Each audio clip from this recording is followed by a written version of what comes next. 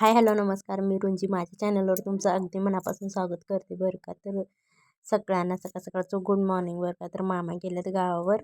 तर आज ही ड्युटी माझ्यावर आली. जनावरांना बाहेर बांधायचं, त्यांचं शेणघाण काढायचं, सगळी ड्युटी माझ्यावर आली. कारण दररोज मामा करतायत, तिकडं आम्ही फिरकून पण बघत नाही. आणि आज आमच्याकडं आली ही ड्युटी. तर ही भावाचा पाय पण फ्रॅक्चर झाला आहे. त्याशी मतदानला गेल्यानंतर त्याचा म्हणजे त्याच्या चुकीमुळे थोडासा म्हणजे काय म्हणतात की नजर हट्टी तो दुर्घटना घटी म्हणल्यामुळे की नाही, त्याच्यामुळे चुकून त्याच्याकडून मोठ्या ट्रकला गाडी धडकली आणि त्याचा पाय फ्रॅक्चर झाला. आणि त्याच्यासोबत एक मुलगा होता, तो पण ICUमध्ये आहे. थोडंसं सिरियस आहे ते. आणि सगळं वगैरे आवरलं मी. आणि अजून पण साहेब 8:30 वाजला तरी उठले नव्हते. आणि हे साहेब पहाटे 5 वाजल्यापासून मला म्हणत होते, मम्मी उठ, बाहेर बघ, दिवस उजडलाय म्हणून.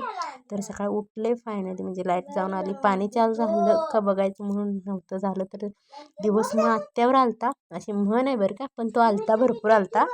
आणि इकडे पाणी वगैरे तापाय ठेवलं मी. आणि सकाळचं छान असं चेहरा पण एवढा छान असतो ना, खरंच भारी होतं. आणि स्वप्नील म्हणत होता मला बाहेर कुठे करायचे.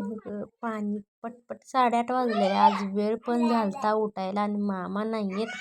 दररोज आम्ही मामाला उठा उठा म्हणून वैतागत होतं, पण आज त्या मामांची जागा आम्ही घेतली होती, कारण खूप वेळानं उठलो. आणि स्वयंपाक वगैरे होता.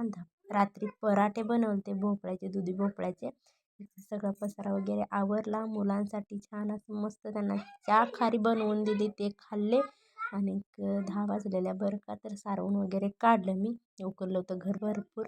आणि इकडे ह्यांचं चाललं होतं, तो सायकलीवर रस्त्यावर जाऊ नको म्हटलं तर जातो, तो लय हट्ट आहे मोठा. आणि बारका आपला खेळत होता. तर फायनली गोपीचंद पडळकर आमदार झाले बरं का, झाले.